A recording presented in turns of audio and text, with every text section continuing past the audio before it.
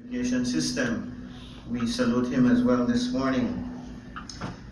And then I wish, before I get into these remarks, to salute as well all the teachers, even those who aren't receiving awards of excellence today, because of course it is Education Month, and in fact tomorrow, Friday, is Teachers' Day. So I want to say a happy Teachers' Day to all our teachers, and I'll ask you to give yourselves, most of you are teachers in here, a round of applause.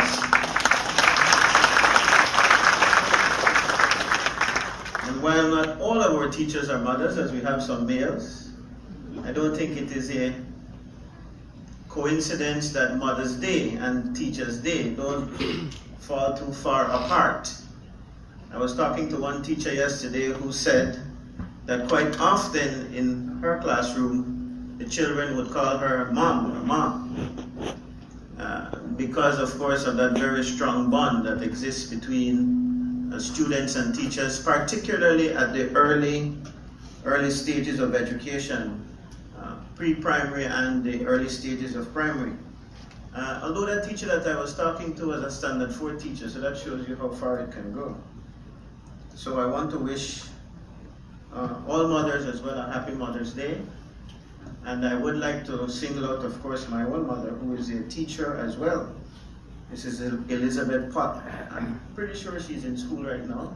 She's the principal of Port Loyola Preschool and one of the pioneers of early childhood education in Belize as well. And I'd like to single out, if you allow me as well, persons who have already been acknowledged in the protocol when it was established, but my former teacher, now Chief Education Officer, Dr. Carol Babb, who I tell people was my teacher, yes, but since we're on Mother's Day as well, Dr. Babb has also been a mother to me in many respects, and I call her my mom in education, all things education, starting from the fact that she was my teacher, but also a mentor in the education sector as I worked my way through.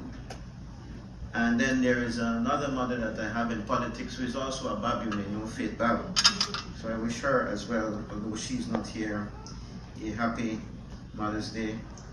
And lastly, my CEO, who is a mother as well, and who was my first boss when I became a teacher at the Anglican Cathedral College, and I learned quite a bit under her tutelage. So I salute these very powerful women in the Ministry of Education today and thank them for their guidance in my own formation as a teacher and as an individual.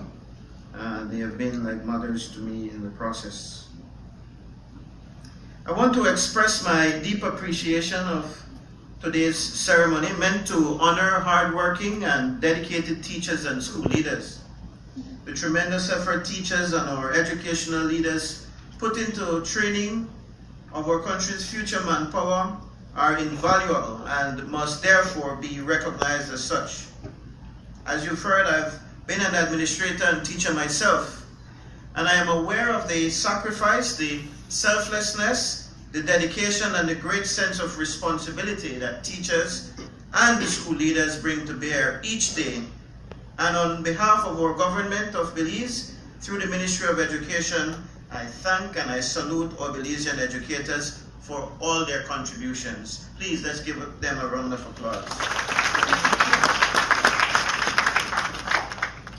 The teaching profession has been the focus of many research and much discussion.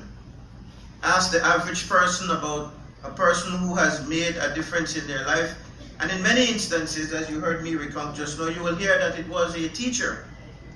You may hear of the emotional connection, the influence, the encouragement, the patience, and even material support of a teacher or a school's principal. Someone once commented that a teacher affects eternity because one can never tell where a teacher's influence will stop.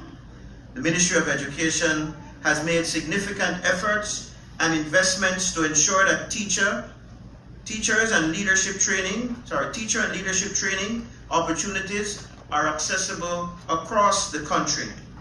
We must continue the endeavor to ensure that schools are staffed by trained and qualified teachers, principals and vice principals who are qualified to lead, and school managers who are qualified and are effective.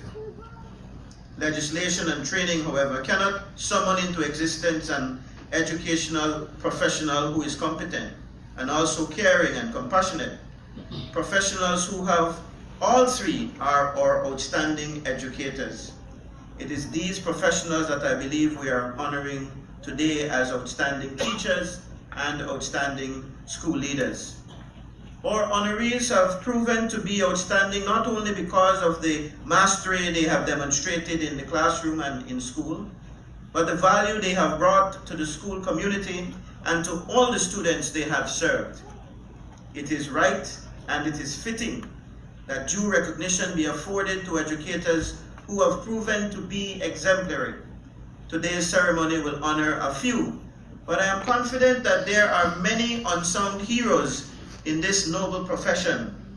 Teachers are the singular most decisive factor in students' achievement, and even as we pause today to acknowledge a few good men and women, I am challenging us to move toward ensuring that the yardstick of excellence is determined by students' learning and achievement.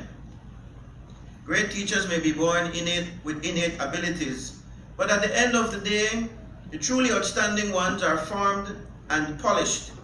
Great educational leaders are crucial to this formation. Will Miller, in an article published in April 2015, said, "Politicians and education reformers are fixated on the performance of teachers, but they often overlook another key ingredient for improving student achievement. That is the principals."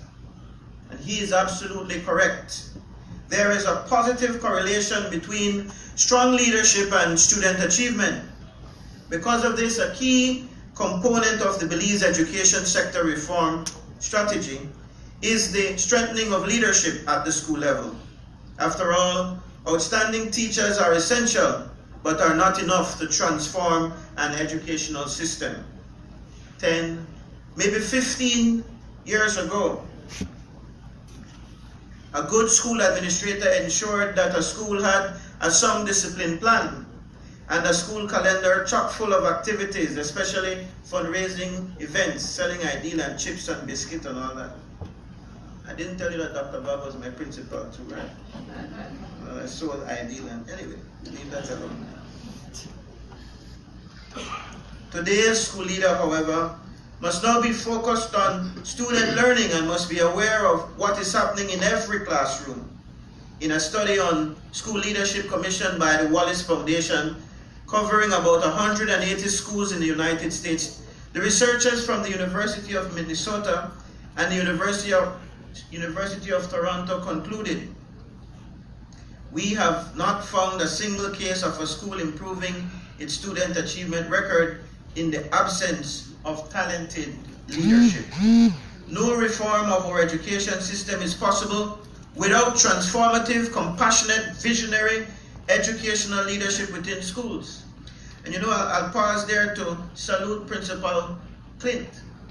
He came up here and he shared with you, and I am telling you that it has been my experience. I have been a part of that journey. I was already the minister when Principal Clint became the principal of Independence Primary School. And I'm very pleased to see all of this transition.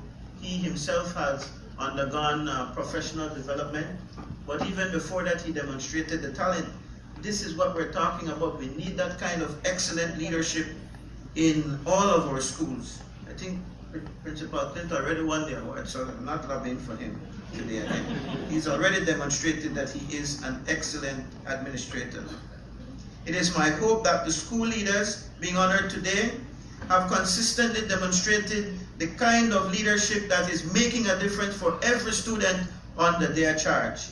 After all, It is the commitment of principals and by extension the commitment of teachers to higher standards and high academic achievement for students that will drive the reformation of education in our beloved Belize.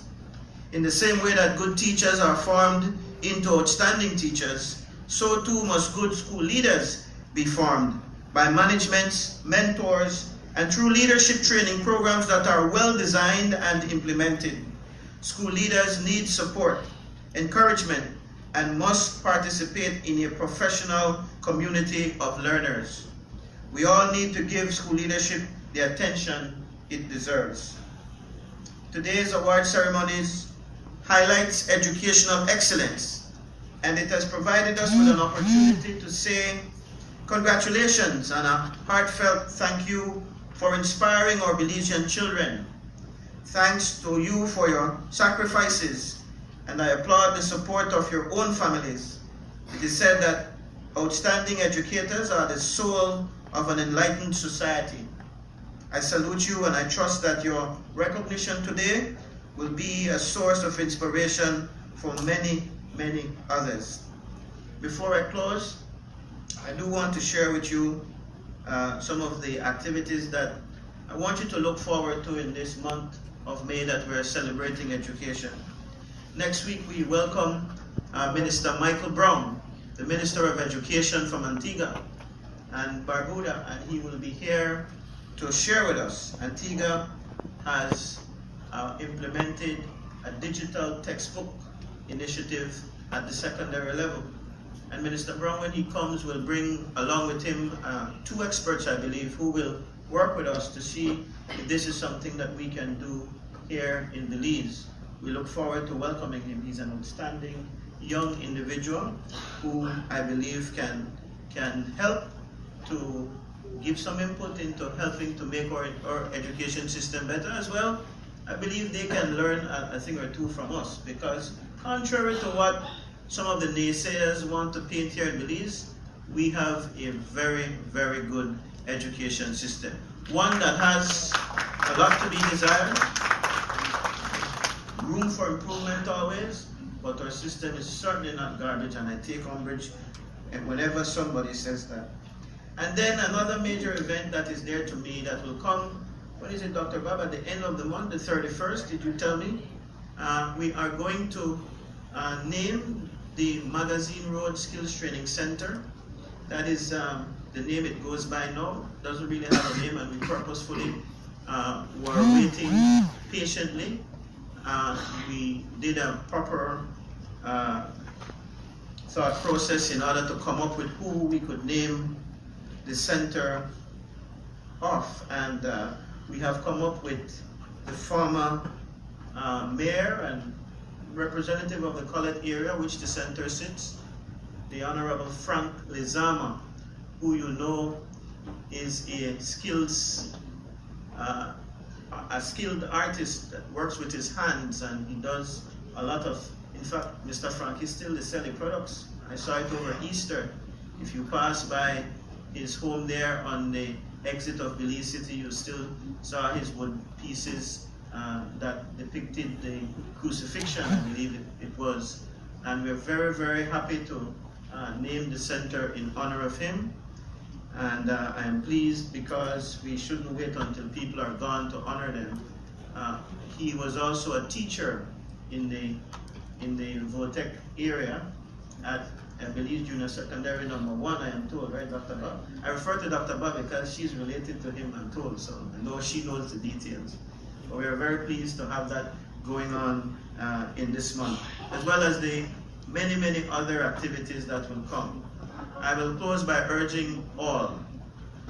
We have a lot of issues in education, a lot of feelings, a lot of emotions, and there are many, many negatives to focus on, but there are much more positive things happening. And rather than tear down, let us use this month, and in fact always, to promote the positive things, like the excellent teachers that are being honored today. Let us look for the positives in things so that we can then move our country and move our children especially forward. Thank you, and God's blessings.